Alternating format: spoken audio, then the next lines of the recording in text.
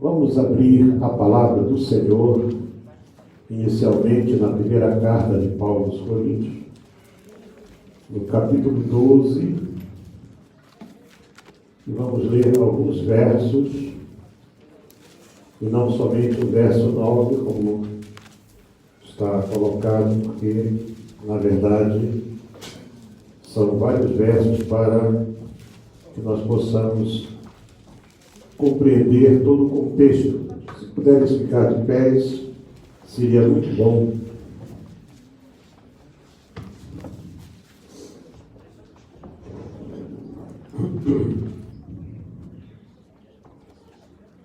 Eu vou começar do verso 1, para que nós possamos entender o que Paulo estava querendo transmitir para a igreja.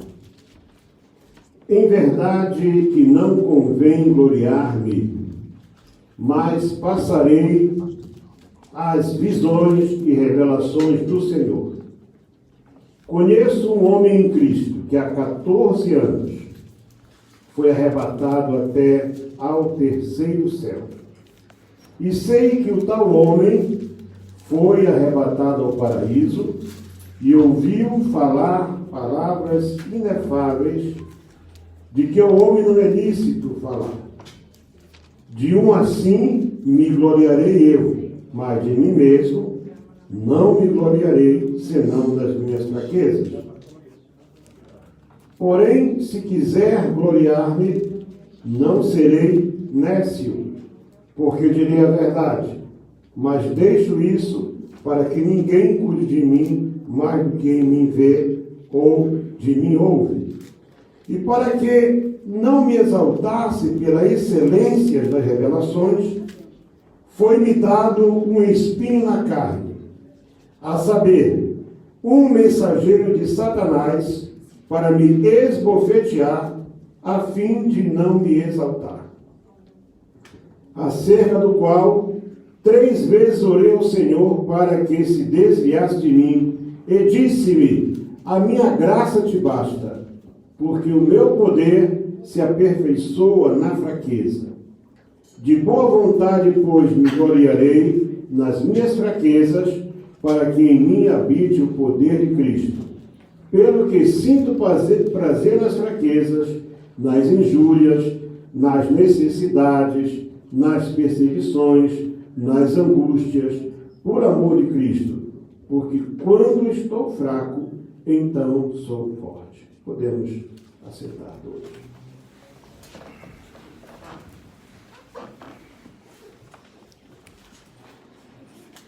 Na Bíblia, nós encontramos vários personagens que, em alguma altura de suas vidas, tiveram de conviver com um sentimento chamado culpa. O sentimento de culpa, ele aparece quando alguém, pelo menos em princípio, se arrepende por uma atitude que tomou, ou quando não aceita alguma fraqueza sua. O sentimento de culpa acontece quando nós nos julgamos negativamente, ao acreditarmos que não conseguimos viver de acordo com os nossos próprios padrões, ou os padrões impostos pela sociedade. No caso dos cristãos, os padrões impostos pela palavra de Deus. E na Bíblia nós vamos encontrar em várias passagens, tanto no Antigo como no Novo Testamento, algumas pessoas que passaram por isso. Uns aceitaram a graça de Deus e conseguiram superar. Abraão, Moisés, Josué, Davi, Pedro, Paulo e outros, que tiveram suas dificuldades, tiveram seus erros gravíssimos, na verdade. Se fosse nos dias de hoje, seriam excluídos da comunidade evangélica e até proibidos de entrar em algumas igrejas. Mas outros preferiram o remorso. e acabaram suas vidas em tragédia. Nós temos dois exemplos, um no Antigo Testamento e um no Novo, Saul e Judas, que se suicidaram. Dentre tantos, eu quero tomar como exemplo clássico no Novo Testamento a vida do apóstolo Paulo para configurar bem o que é a graça de Deus. Nos últimos tempos, eu diria nos últimos 3 ou 4 anos, nós temos visto e ouvido falar muito sobre suicídio entre cristãos, de todas as idades, até adolescentes, inclusive. E o que mais surpreende não é só o fato de cristãos, adolescentes que nasceram na igreja, nasceram no Evangelho, mas obreiros e obreiras, pastores, pastoras, evangelistas. Este ano mesmo eu ouvi um casal de pastores se suicidou. Este ano já em vários países do mundo tomaram a decisão de dar cabo da própria vida. E com certeza, se fôssemos investigar, porque a notícia quase sempre é muito curta, né? Nós vamos ver que, pelo menos em alguns casos, alguns 2 ou 3 que eu estive perto, foi culpa, foi vergonha. A pessoa se matou porque não conseguia viver com a vergonha de se sentir culpado por algo que ele achava que não podia ter feito. E isso realmente é algo terrível. Mesmo conhecendo a lei e a graça, acabamos por ver em nós falhas muito grandes. Por que lei e graça? Porque nós, apesar de vivermos na graça, mas nós conhecemos a lei no Antigo Testamento. Nós não podemos separar as duas coisas, porque uma completa a outra. Por exemplo, quando Paulo escreveu a igreja em Roma, imagine você, Roma era a capital do império, dos últimos 4 grandes impérios mundiais, que já estudamos aqui. Era a cidade mais importante da altura. Paulo escreveu dessa maneira no capítulo 7, e eu vou ver do verso 3 em diante.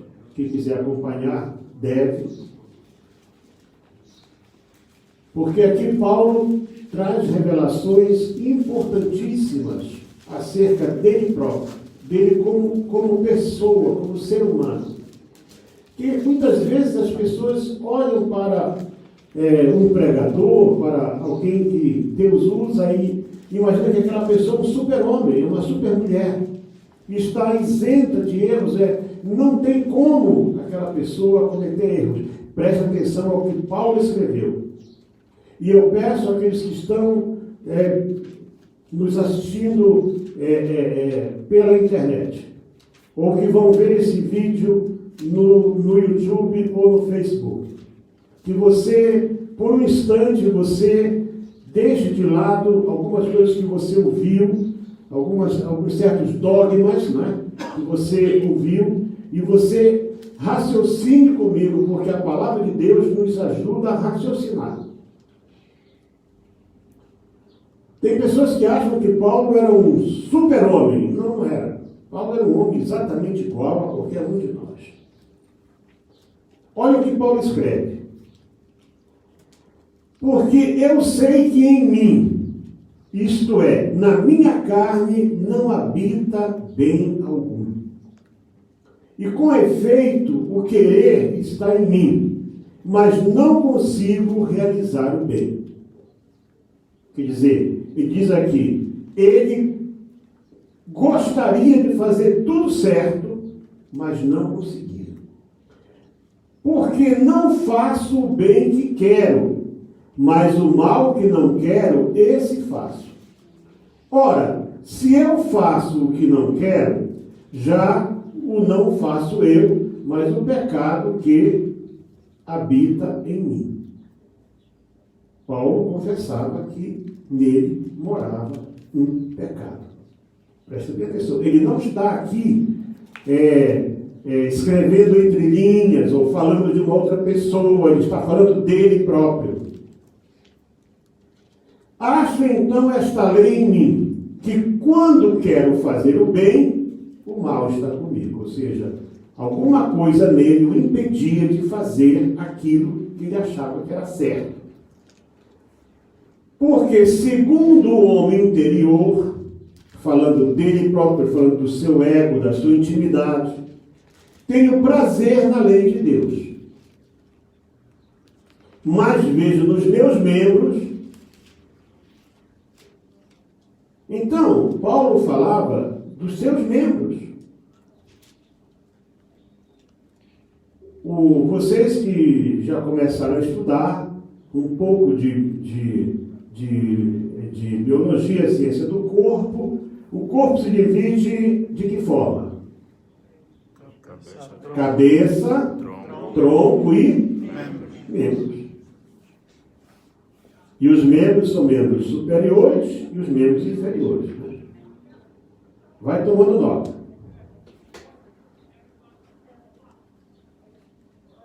Vou repetir esse versículo. Porque, segundo o homem interior, tenho prazer na lei de Deus, mas vejo nos meus membros outra lei, que batalha contra a lei do meu entendimento e me prende debaixo da lei do pecado que está nos meus membros. Miserável homem que eu sou!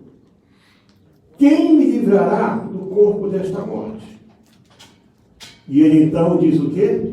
Dou graças a Deus por Jesus Cristo, nosso Senhor.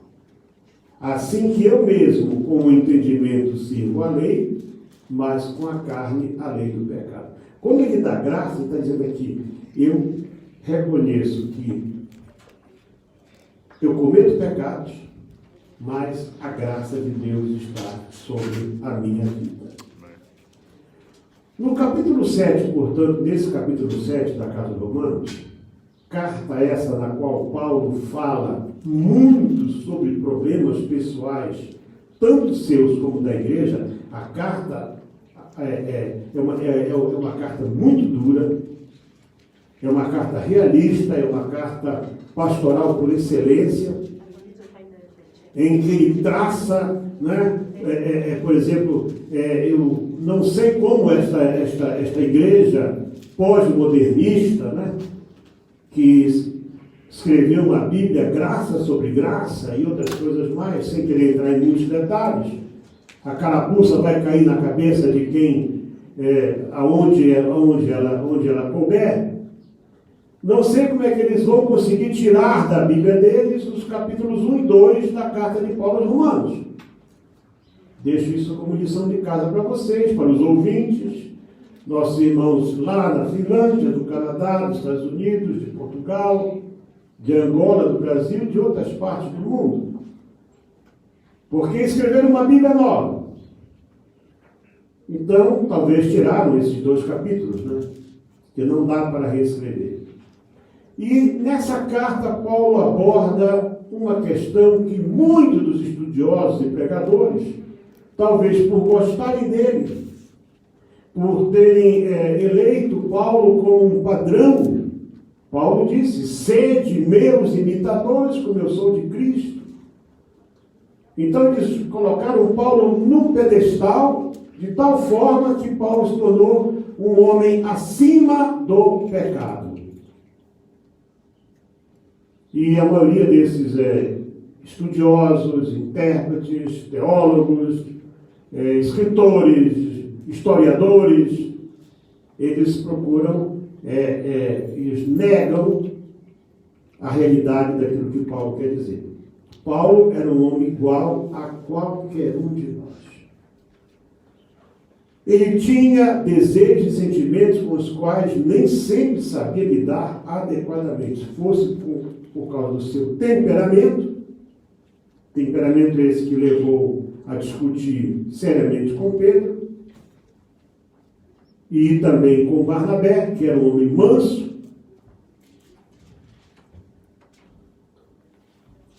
Nesse texto que nós acabamos de ler, ele confessa abertamente que, mesmo conhecendo a lei e vivendo sob a graça, não conseguia evitar cometer erros, tanto do ponto de vista físico como espiritual, e até mesmo quanto ao comportamento. Veja bem o que ele aqui declara: porque o que faço não o aprovo. E não aprovava algumas coisas que ele fazia. Pois o que eu quero, isso não faço, mas o que aborreço, ou seja, aquilo que me deixa triste, aquilo que não é conveniente, isso eu faço. E se faço o que não quero, consinto com a lei que é boa. De maneira que agora já não sou eu que faço isto, mas o pecado que habita em mim. Daqui a pouco eu vou falar sobre lei e graça. Porque eu sei que em mim, isto é, na minha carne, não habita bem algum. E com efeito, o querer está em mim, mas não consigo realizar o bem. Isso tem aqui pessoas que estão me ouvindo agora, não somente aqui, mas em outras partes do mundo, já se depararam, e alguns convivem com isso. Tem pessoas que deixaram a convivência da igreja, abandonaram a comunhão por problema de culpa, porque não conseguem superar certas dificuldades na sua vida. Observe que ele frisa de forma bem firme: mas veja nos meus membros. Ou seja, aqui ele falava portanto, ele falava dos seus órgãos de maneira geral, né? Falava dos seus olhos, falava da sua boca, falava dos seus ouvidos, falava das suas mãos, falava, enfim, falava do seu corpo como um todo. Mas vejo nos meus membros. Ele reconhece que, mesmo sabendo que sua forma de proceder é pecaminosa, não consegue evitar que seus membros o façam pecar. Não fui eu que escrevi isso. Eu estou apenas lendo aquilo que está na Bíblia, letra por letra. Se fosse uma pessoa comum que escrevesse, olha aí um pecador, confesso, como é Paulo, não é bem isso. Não, irmão, ele está falando aqui, isso é uma coisa assim aleatória. Paulo não escrevia para doutores, escrevia para pessoas simples. Escrevia para pessoas que, na maioria, não tinham grandes letras. Noutra ocasião, ele desabafa com a igreja em Corinto desta forma: não sou eu apóstolo, lá na primeira carta, capítulo 9, não sou livre, não vi eu a Jesus Cristo, nosso Senhor?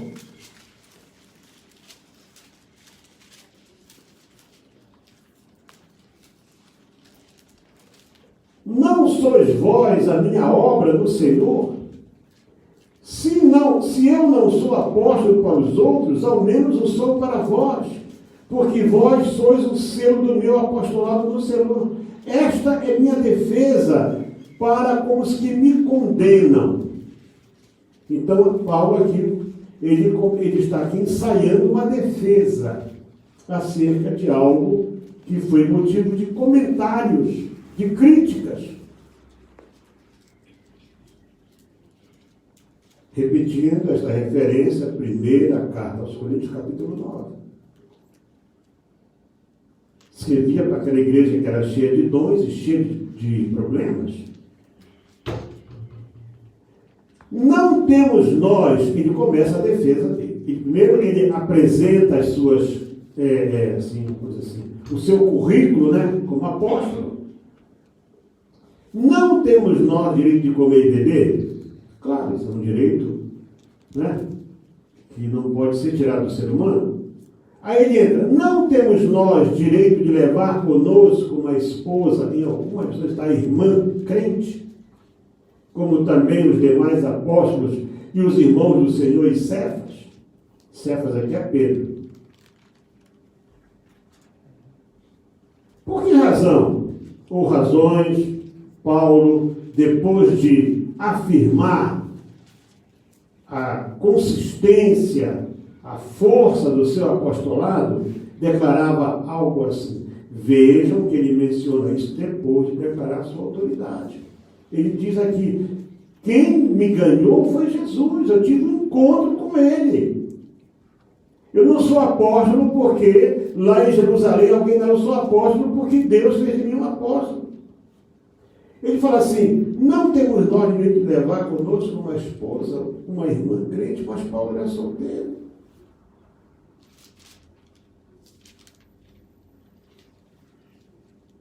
Por que andava essa irmã crente com ele?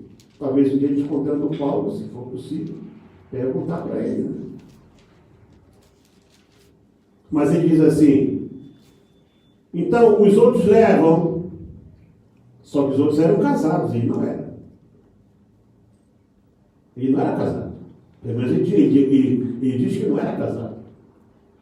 Ele fala, os demais apóstolos, quer dizer, todos os outros apóstolos, quando viajaram, levavam as suas esposas, não sei se levavam.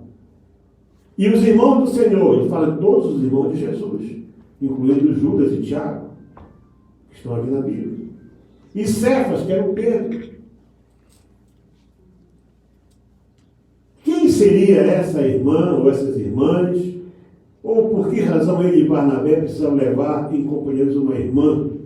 Qual seria o papel dessas mulheres na vida deles? Isso é só para os irmãos poderem entender que Paulo tinha dificuldades, ele tinha problemas com qualquer outro ser humano. Ele não era um semideus. Ele não era o cara, não. Como alguém diz, esse aqui não. Ele confessava que talvez o seu comportamento não agradasse, mas ele usava da sua autoridade de apóstolo para dizer que podia fazer.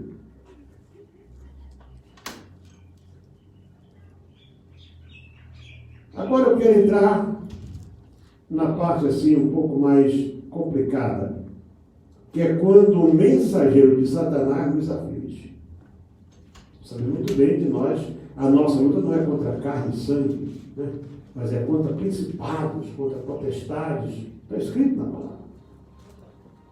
Paulo, então, ele fala, aqui no capítulo 12 da segunda carta aos Coríntios, ele traz uma revelação de que ele foi levado ao céu 14 anos antes dessa data.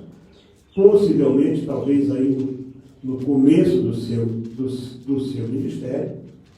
Ele foi levado até um lugar chamado Terceiro Céu ou Paraíso, ele mesmo. A única pessoa que fala dentro de paraíso é Paulo. Né?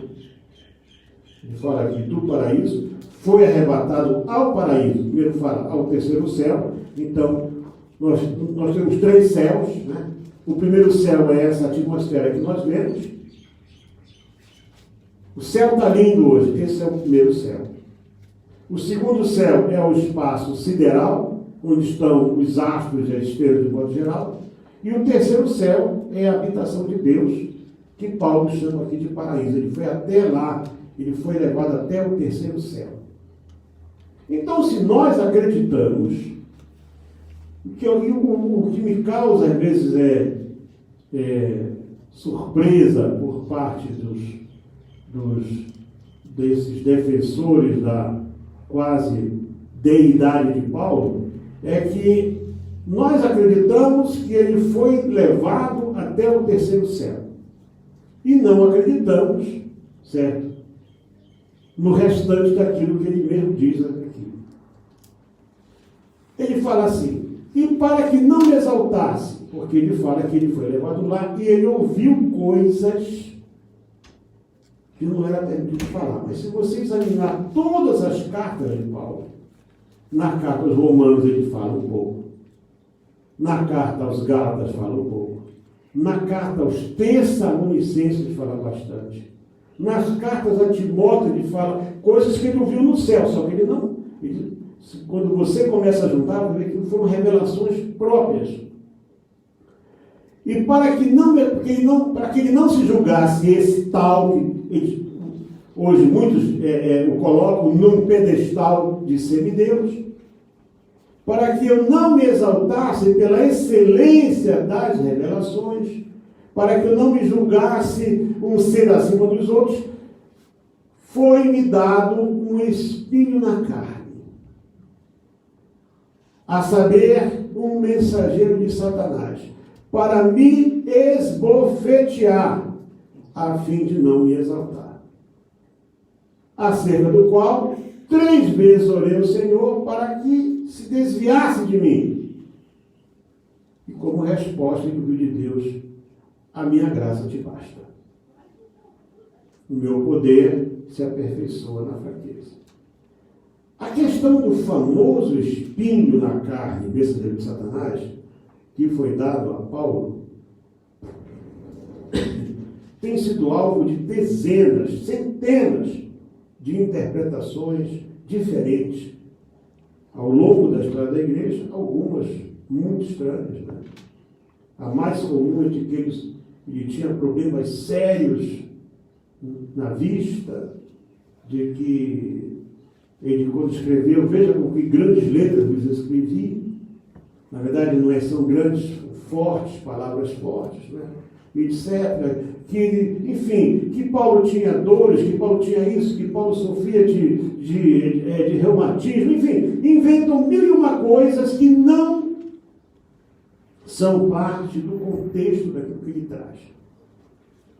A maioria desses comentaristas, no afã, né, no desejo de poupar a imagem santíssima de Paulo, afirmam que esse tal espírito era algo no seu corpo, uma enfermidade, uma deficiência. Eu me permito o direito de não concordar com isso, devido ao que o apóstolo já fala sobre si mesmo lá em Romanos capítulo 7.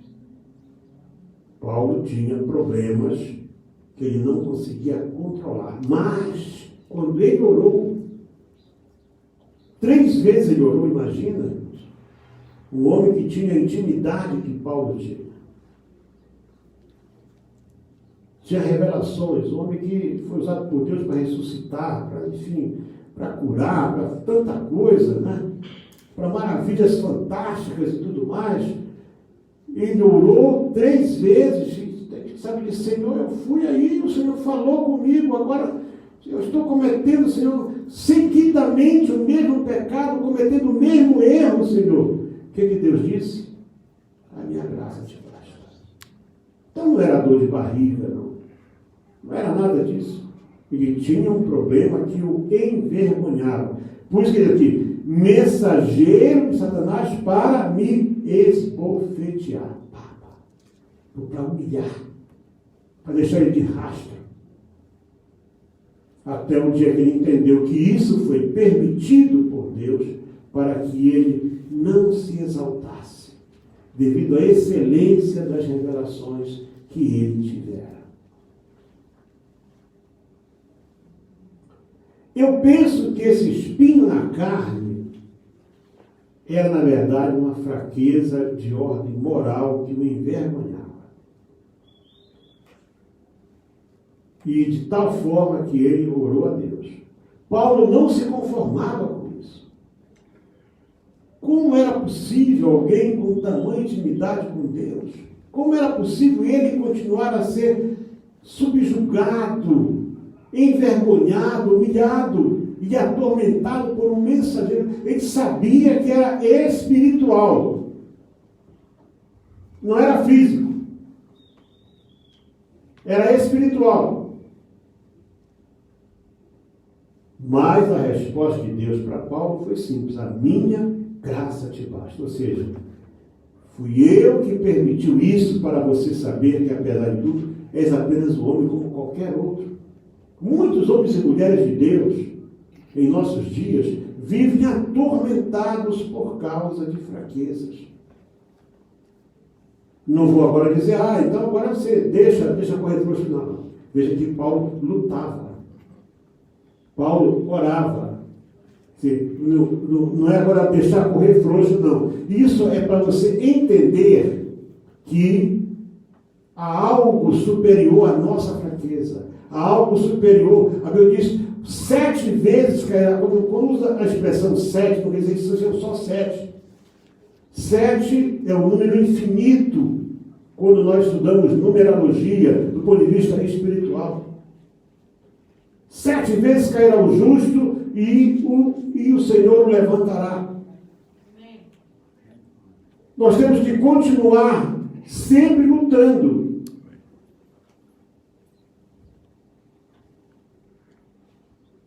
Então, voltando à questão, portanto, daqueles que tomaram a triste decisão de se suicidarem. No Antigo Testamento, por exemplo, Saul, o rei Saul, o homem que foi escolhido por Deus. Se há um rei que foi escolhido por Deus, 2 reis pelo menos, o primeiro deles foi Saul. Escolhido por Deus. Eu pergunto, senhores, Deus se engana? Não. Deus erra? Não. Deus que escolheu. E vemos que, se muito, 1 ano, 1 ano e meio, ele governou mais ou menos bem, então foi um desastre. Os próximos 40 anos foi um fracasso total. A ponto de consultar curandeira, consultar gente que falava com os mortos, foi lá falar com uma espírita lá, sei lá, com uma sangoma, que raio que foi. Foi enganado pela sangoma. E quando vai para a batalha, ele se suicida. No Novo Testamento temos Judas. Esteve com Jesus o tempo todo, assistiu os milagres todos de Jesus, vendeu Jesus, depois não conseguiu suportar. Em vez de se arrepender, porque há 2 tipos de arrependimento que a Bíblia fala: o arrependimento segundo Deus provoca a vida, que é o perdão, e segundo o homem, pecado, é a morte.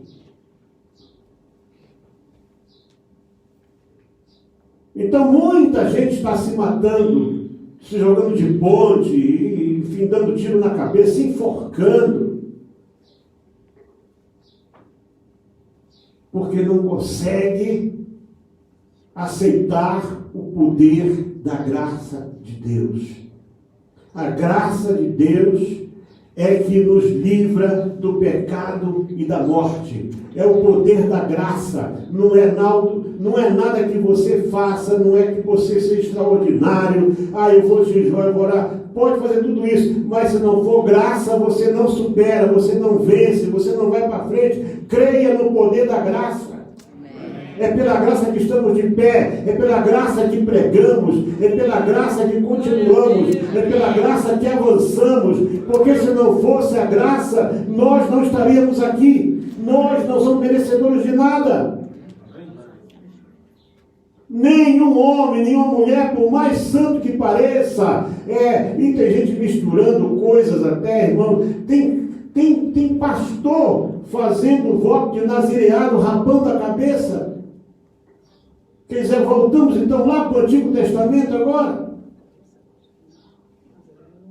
Eu creio no poder da graça, porque ela foi anunciada por Jesus Cristo, que disse: aquele que vem a mim, de maneira nenhuma eu o lançarei fora. Aleluia.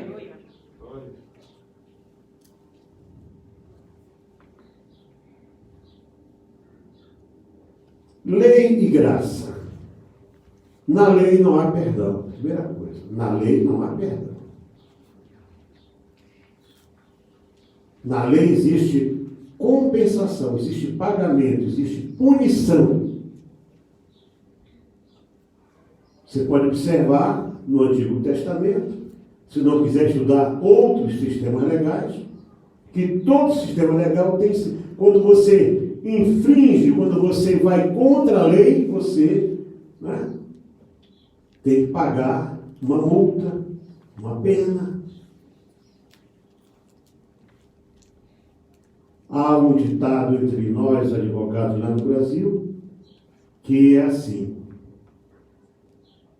Para os indiferentes, a lei. Para os inimigos, os rigores da lei. E para os amigos, os favores da lei. Porque a mesma lei pode ser interpretada e aplicada de 3 maneiras diferentes. Mas sempre será lei. Ao longo da história podemos ver que, dependendo da religião, isso pode ser mais leve ou mais duro. Nos nossos dias temos ainda religiões que primam pela lei, né? A religião muçulmana tem a famosa Sharia, né? Ou Sharia, que é a lei, são os tribunais islâmicos. Como já também no cristianismo já teve no tempo das Inquisições, em que se instituíram leis pesadas. No entanto, sempre será Deus que vai decidir perdoar ou não. Não é o pagamento de uma multa. Por exemplo, a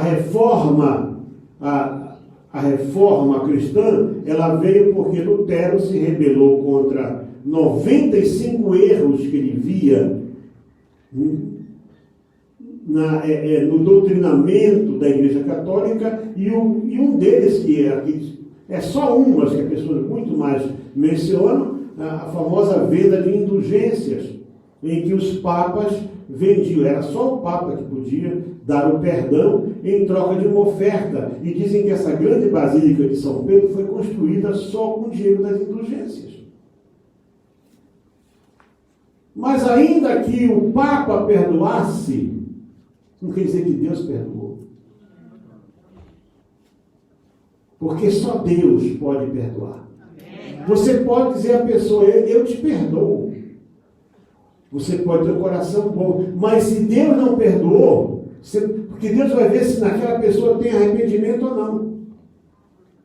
Eu não vejo o coração, quem vê é Deus.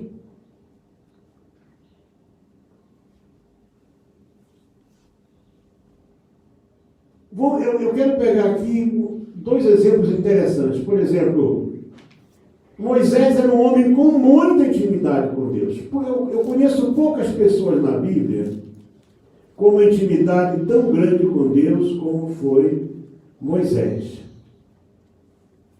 Interessante como Deus faz as escolhas, né?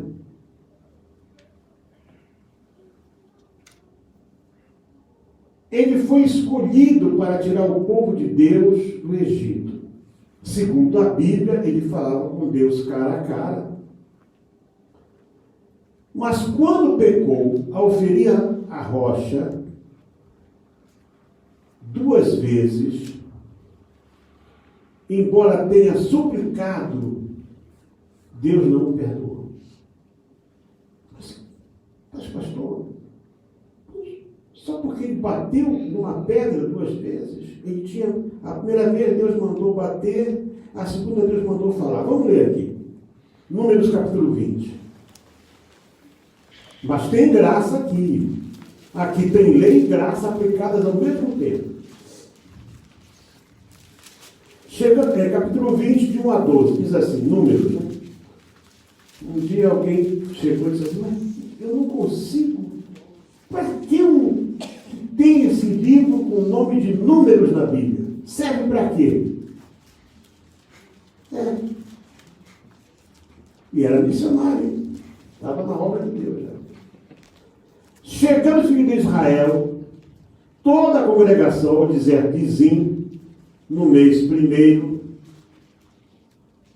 o mês primeiro é o mês que eles saíram, né, do Egito, o povo ficou em Cádiz e Miriam morreu ali. Eles deviam estar, portanto, já há quase 2 anos no deserto. E ali foi sepultada. E não havia água para a congregação, então se reuniram contra Moisés e contra Arão.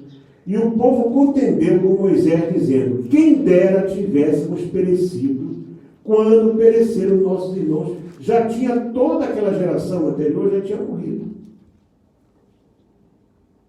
E a glória do Senhor lhes apareceu. E o Senhor falou a Moisés, dizendo: toma a vara dele, não, e ajunta a congregação, tu e Arão, teu irmão.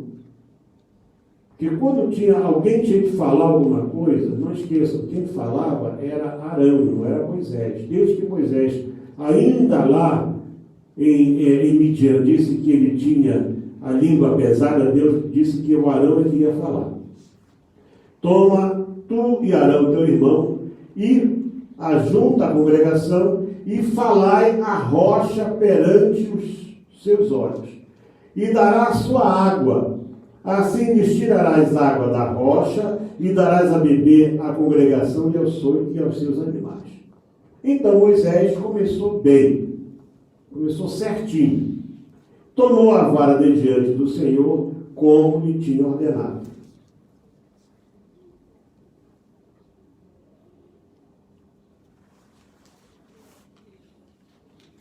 Uma coisa interessante, vocês viram que vara é essa aqui?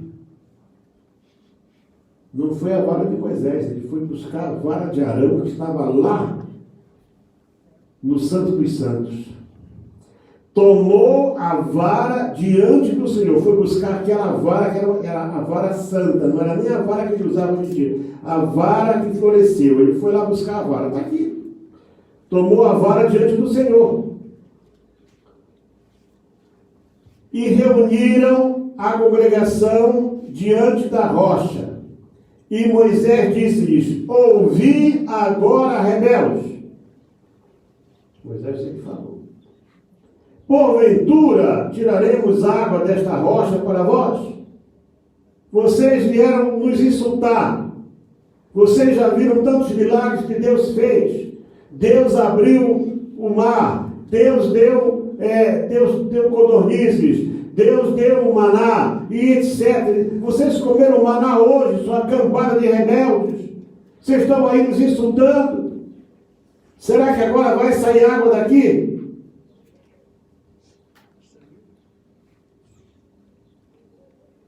Então Moisés levantou a sua mão e feriu a rocha 2 vezes. Deus mandou ele falar com a rocha. Deus mandou ele assim: fala a rocha. Ele vai dizer: rocha, solta a água.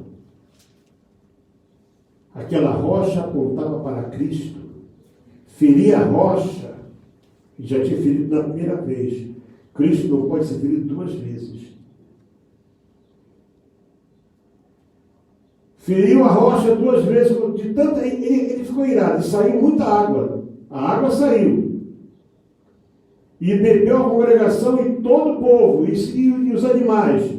E o Senhor disse para Moisés e Arão: porquanto não crestes em mim, para me santificardes diante de Israel, por isso vocês 2 não vão entrar com esse povo na terra prometida. Deus deu uma sentença para eles. Eles quebraram o mandamento do Senhor, que era obedecer ao Senhor. Eles não obedeceram a Deus, eles desonraram o Senhor diante do povo. E você vai observar mais adiante, lá em Deuteronômio, que Moisés diz que ele orou ao Senhor 3 vezes também. E Deus disse: basta, não fala mais com isso. Não quero saber, você não vai entrar. Mas eu vou te dar uma colherzinha de chá. Eu vou te dar aqui uma aguinha com açúcar. Tu vai subir e tu vai ver a terra. Eu vou te deixar ver a terra, mas entrar você não vai entrar.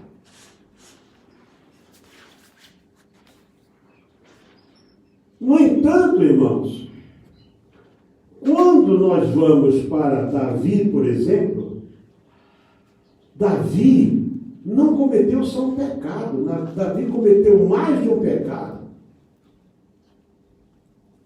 E ainda mandou matar uma pessoa para esconder o seu pecado. Primeiro ele tentou, quando ele se deita com Batseba, que era a mulher de Urias, eles estavam lá para a guerra, ela fica grávida, vem para ele e diz assim, eu estou grávida. Aí ele manda trazer o Urias, vou esconder o meu pecado aqui. Primeiro pecado, ele se deitou com uma mulher que não era dele. Como rei, até ele podia alegar o direito de ser rei, mas a mulher não era livre. Aí, bom, está grávida, tudo bem, vamos dar um jeitinho. Eu vou mandar vir o Urias para cá, ele vai deitar contigo, e aí o filho é dele. Só que o Urias era do tipo do não. Não vou para minha casa. Meus companheiros estão tudo lá, e eu vou. Mas que é isso? Eu estou mandando você, vai, mas não vou. E ficou lá no meio dos criados, lá, dos cavalos do rei lá, e o rei zangou com ele, olha só. Zangou e disse para o Joabe, põe ele na linha de frente. A primeira flechada que mudar de lá, quem vai morrer? Ele morreu mesmo. Acabou o problema? Não. Ele começou um problema para ele, maior. Interessante. Adultério, mentira, engano, assassinato. E Deus perdoou, Davi.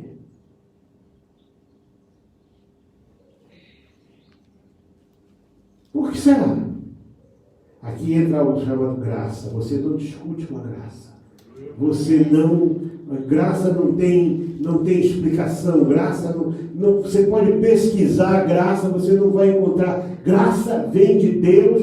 Deus executa quando quer. Por isso eu digo a você, não desespera. Se você está sendo atormentado por erros, por culpa, por fraqueza, eu digo a você hoje, aquilo que está no cartaz brasileiro, você acredite e aceite o poder da graça de Deus.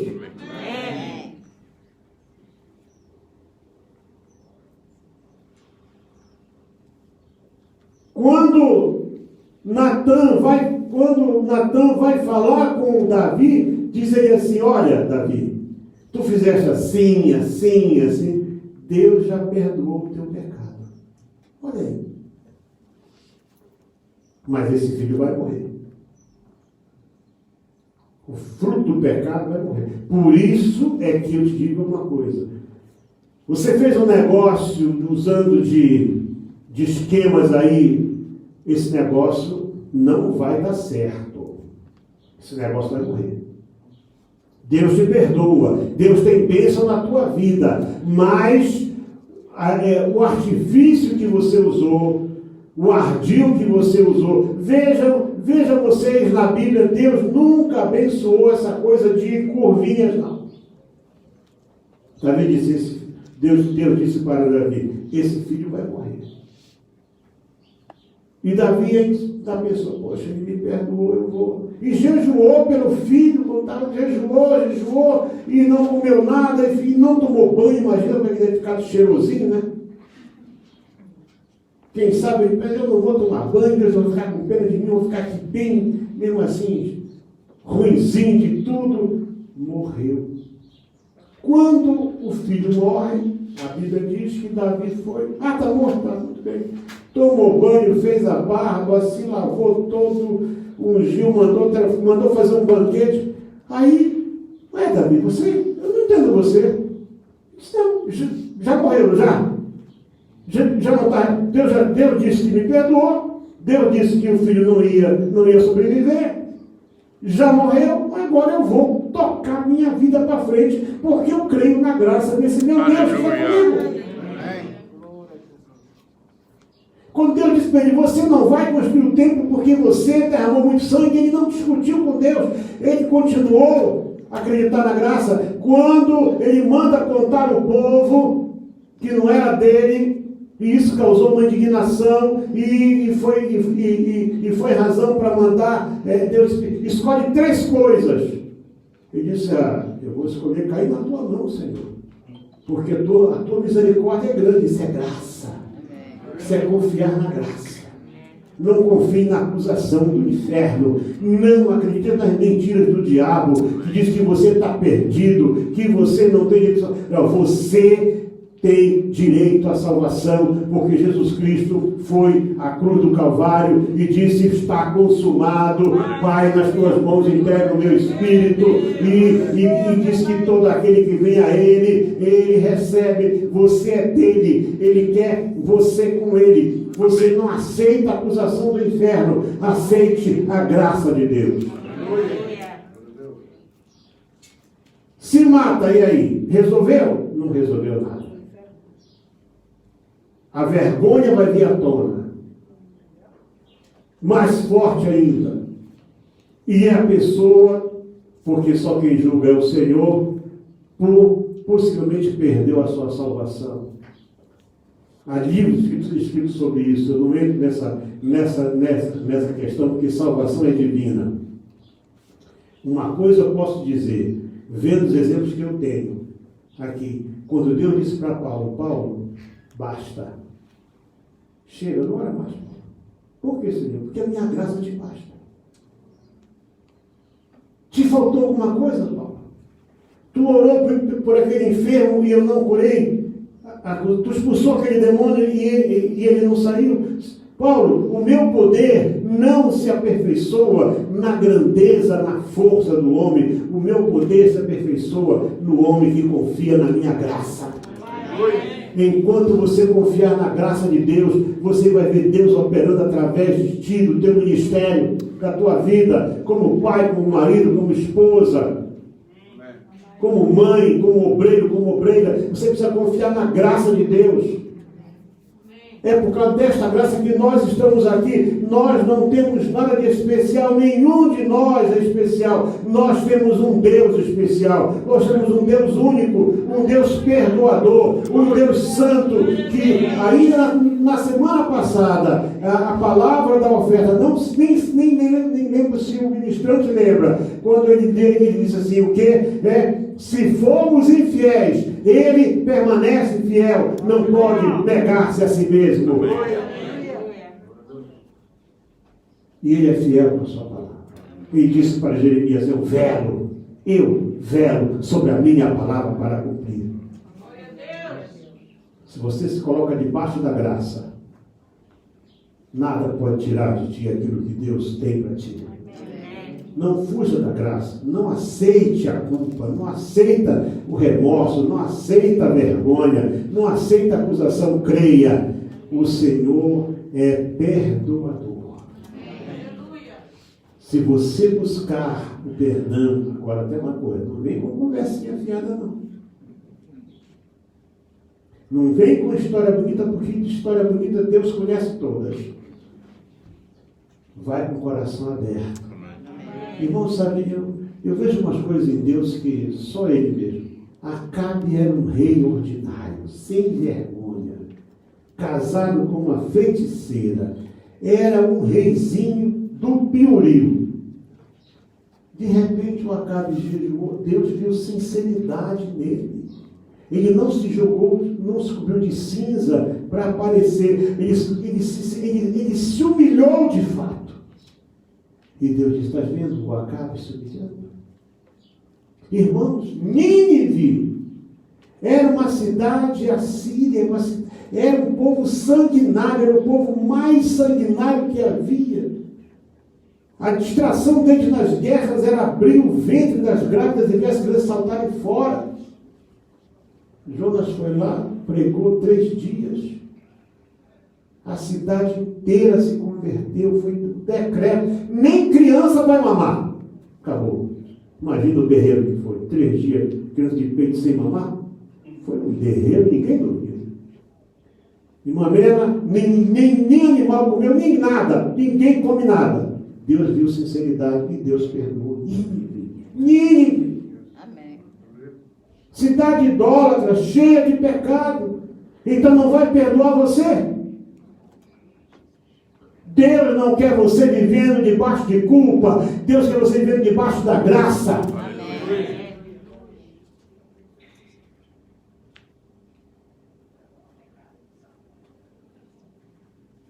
Porque para isso se manifestou o Filho do Homem, para destruir as obras de Satanás. A acusação é obra do inferno. Mas pela graça sois salvos. É pela graça. Porque Paulo, quando chegou a hora em que ele não tinha mais, ele não sabia mais o que dizer. Ele não tinha mais, sabe? Ele diz assim, graças a Deus. A gente fala aqui, ó.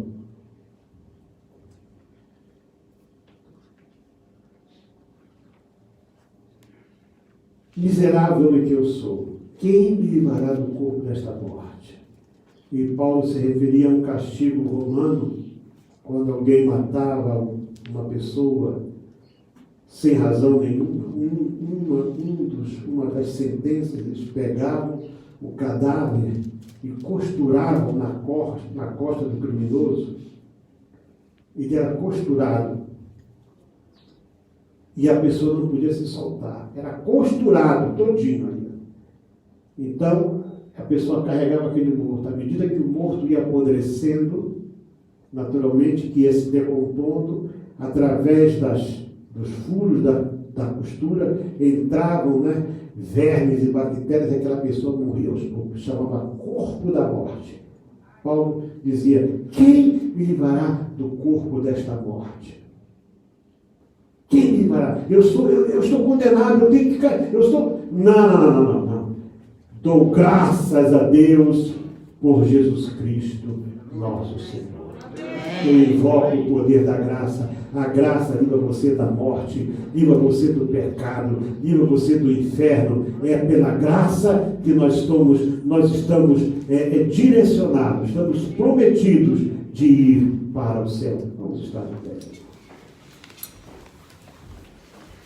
Suicídio nunca foi e nunca será a solução. Desespero é um péssimo conselheiro. Acredite na graça. Mas, pastor, essa fraqueza, continue a lutar contra ela. Amém. Cada vez que você fraquejar, vá diante de Deus e peça perdão, se humilhe, suplique. Faça o que Paulo fez, faça o que todos os outros fizeram. E acredite numa coisa, a graça de Deus vai vir na tua vida. Eu não sei qual é o teu problema, nem de você que me ouve de tão longe. Eu sei que só do anúncio que eu mandei ontem, recebi algumas dezenas de comentários de pessoas. É verdade, isso é verdade, isso é verdade. Talvez pessoas que passam por essas situações.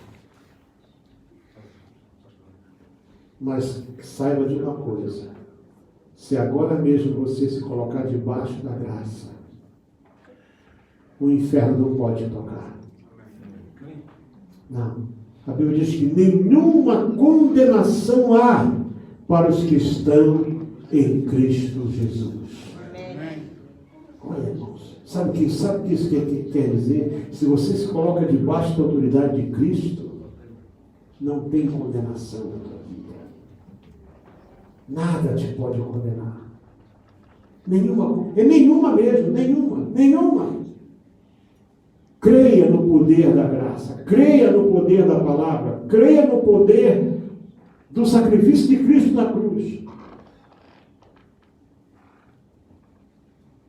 Põe a sua mão no seu coração agora, eu vou te dar 30 segundos para você dizer para Deus qual é o teu problema, qual é a tua fraqueza.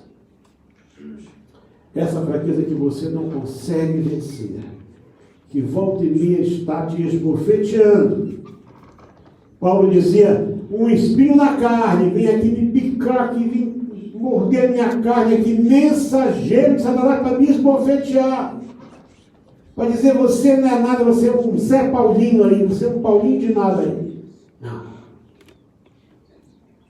Ó Senhor, a minha graça te basta. Esse espírito aí não é nada, eu sou maior, eu sou o Deus do Senhor de todos os espíritos. Aleluia. Pai Santo que estás no céu, santificado seja o teu nome. Graças te damos, Senhor Deus e Pai, pela obra de Cristo no Calvário, que nos traz a maravilhosa graça, o poder da graça. A obra salvadora do Calvário está sobre nós, Senhor Deus e Pai. Nós somos frutos, Senhor, desta obra, deste sacrifício único, meu Deus. E nós recebemos isto mais uma vez em nós e confessamos que Jesus Cristo é nosso Senhor e nosso Salvador. Rejeitamos toda acusação do inferno, todo mensageiro de Satanás que vem para nos afligir, para nos esbofetear, para nos humilhar, seja repreendido agora, no poder e na autoridade do nome do Senhor Jesus Cristo. E a graça do Senhor se manifesta em nós cada dia. E o poder de Deus venha sobre nós a cada momento. O Senhor, o poder que traz saúde, o poder que renova a alegria, o poder que fortalece o fraco, ó Deus, o poder que levanta o caído, o poder que desperta o que está dormindo. Tomamos posse para todos nós, em nome do Senhor Jesus. Amém.